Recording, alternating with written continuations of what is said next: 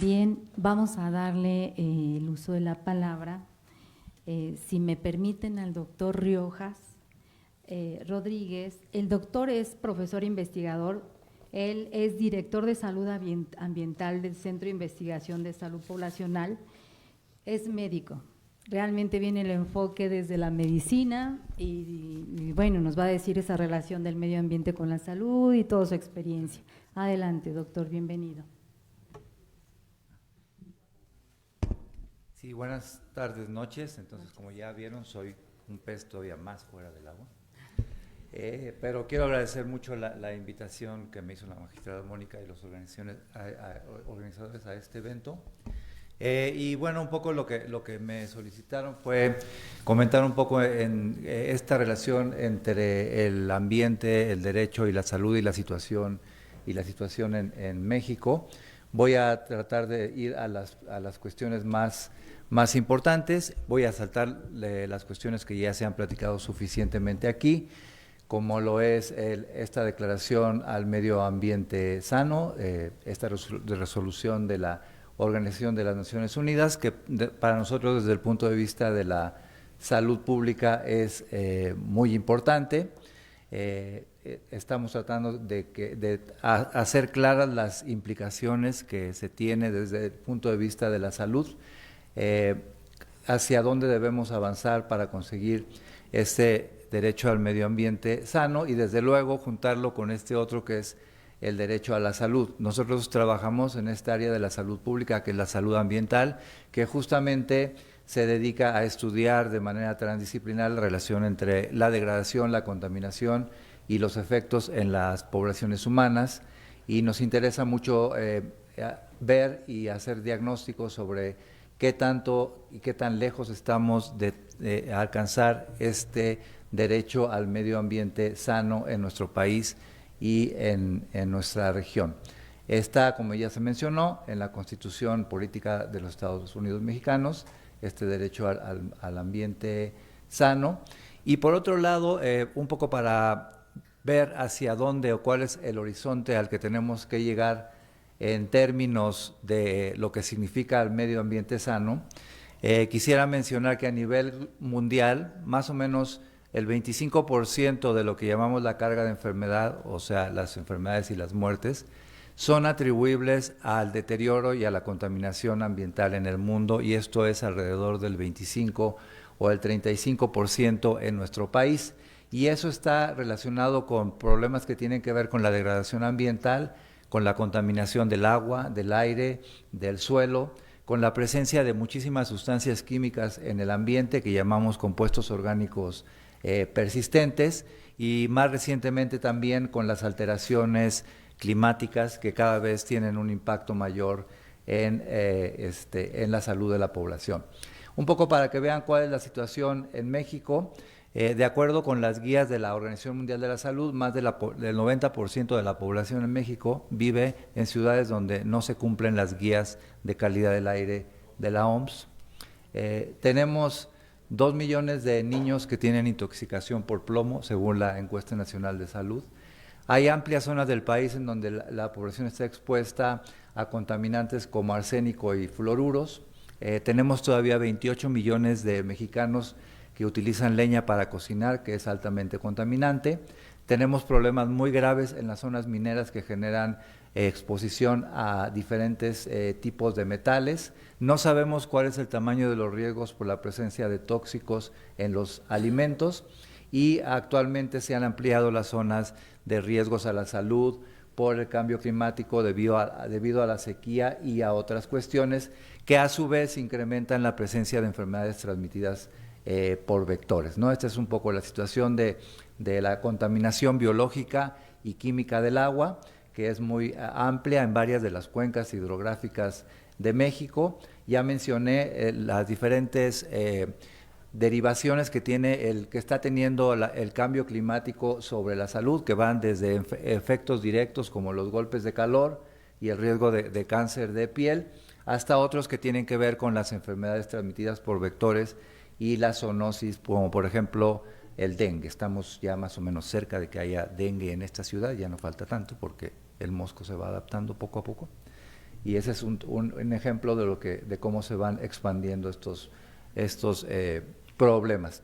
Aquí hay ejemplos de mineras, de derrames en zonas mineras que impactan fuertemente los ecosistemas y a la larga a la salud humana en amplias zonas mineras de los estados que están mencionados ahí. Ya mencioné algo sobre la calidad del aire. Más o menos se calcula que unas 48,000 muertes anuales en México son atribuibles a la contaminación atmosférica, no solo en Ciudad de México. Ciudad de México no es ni siquiera la ciudad más contaminada del país actualmente.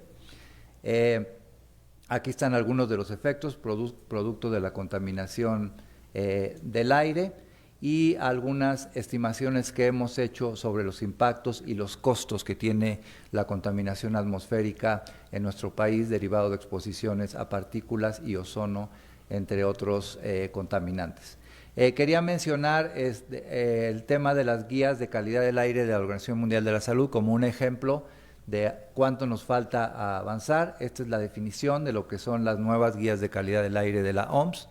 A mí me tocó estar participando en la organización, en la OMS, en la expedición de estas nuevas guías que tienen impactos muy importantes. Las guías se han venido actualizando desde 1987 y en el 2021 se publicaron las nuevas guías que están dirigidas a proteger la salud de las poblaciones de los contaminantes atmosféricos que están ahí mencionados.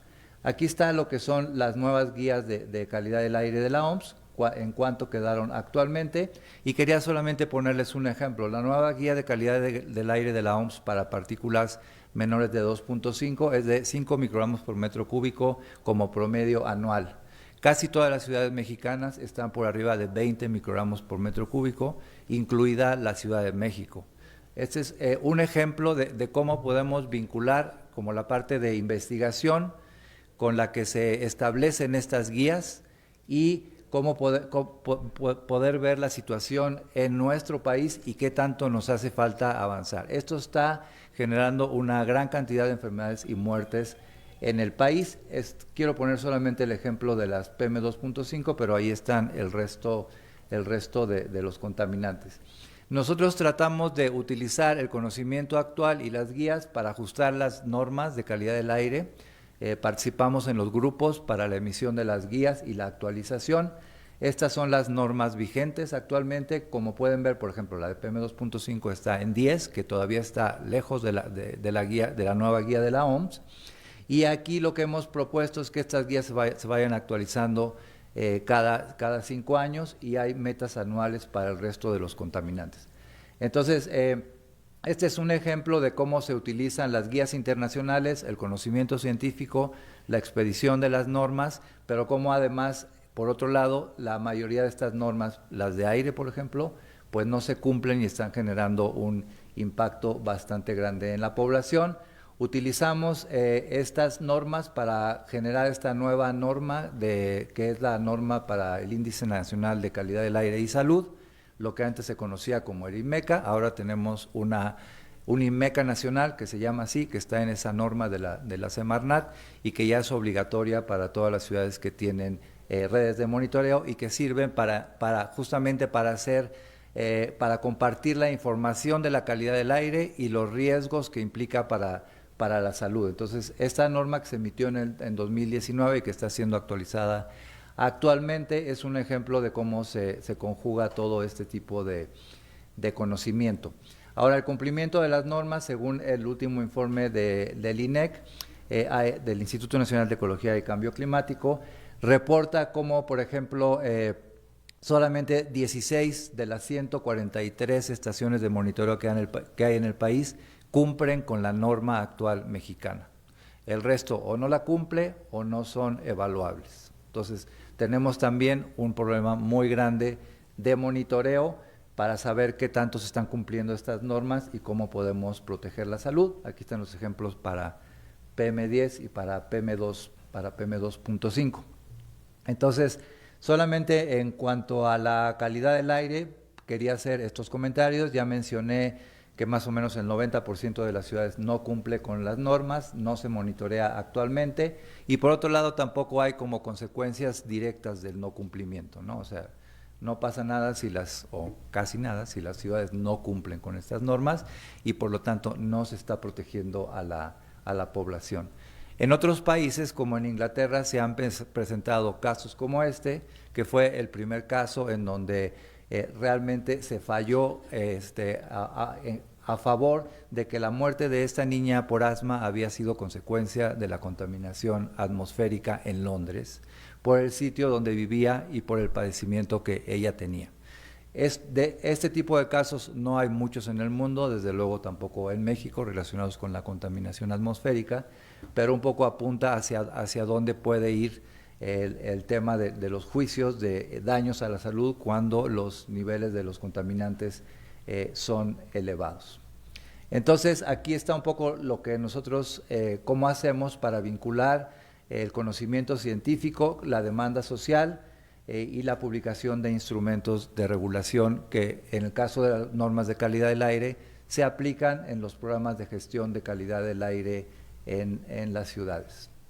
Hay otros ejemplos en América Latina donde sí se han ido a juicio, como de la zona de La Oroya en Perú, que fue uno de los sitios más contaminados del mundo por muchos años, y donde finalmente, después de más de 20 años, se pudo hacer un enjuiciamiento de los daños a la salud que estaba provocando esta minera y este procesamiento de los metales que estaba produciendo efectos en la salud que vivían alrededor de eso.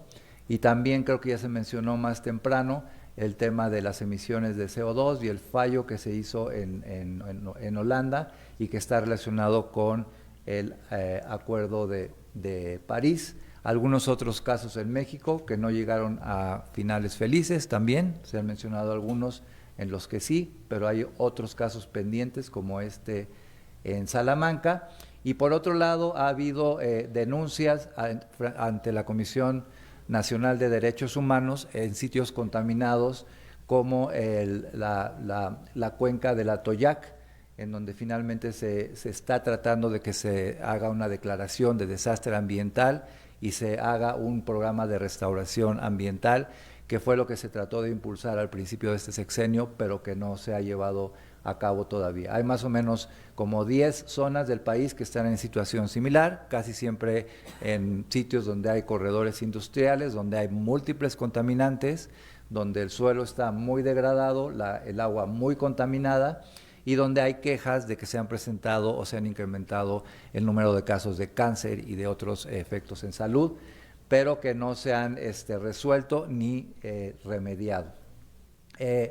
Quería también mencionar este documento de las Naciones Unidas que tiene que ver con las implicaciones para el derechos humanos relacionado con la gestión y eliminación de sustancias químicas. Nosotros tenemos una cantidad no conocida de sustancias químicas que circulan en el país. Hay un registro como de 16,000 sustancias químicas, pero se estima que pueden ser más de 200,000. No tenemos un registro adecuado, nos las encontramos en nuestra vida diaria, no sabemos los niveles de exposición, tampoco hay vigilancia, y creo que en términos de derechos humanos la gestión y manejo de sustancias químicas es un tema pendiente que se va a tener que desarrollar en los siguientes años. Ese es el otro caso, que es en el río Atoyac. Bueno,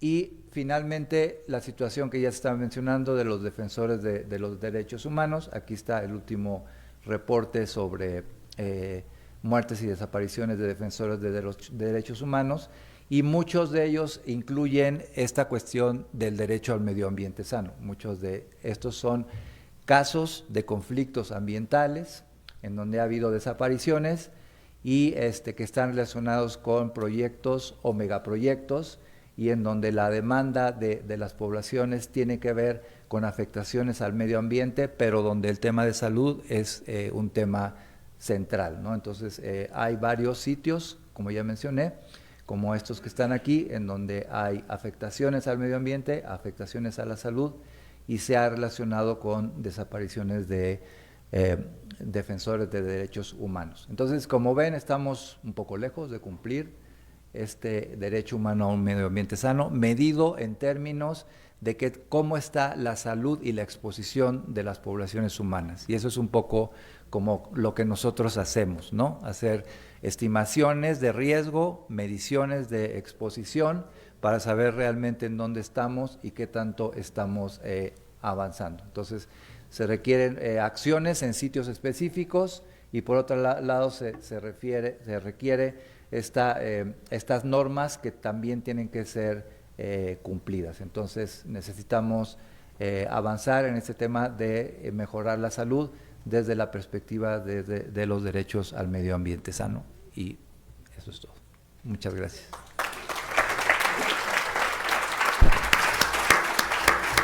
Muchas gracias, doctor. La verdad es una información que nos sirve para tener un panorama en relación a lo que platicamos, que es la salud y el medio ambiente. Excelente exposición, y le damos el micrófono al maestro Joaquín Jiménez, que se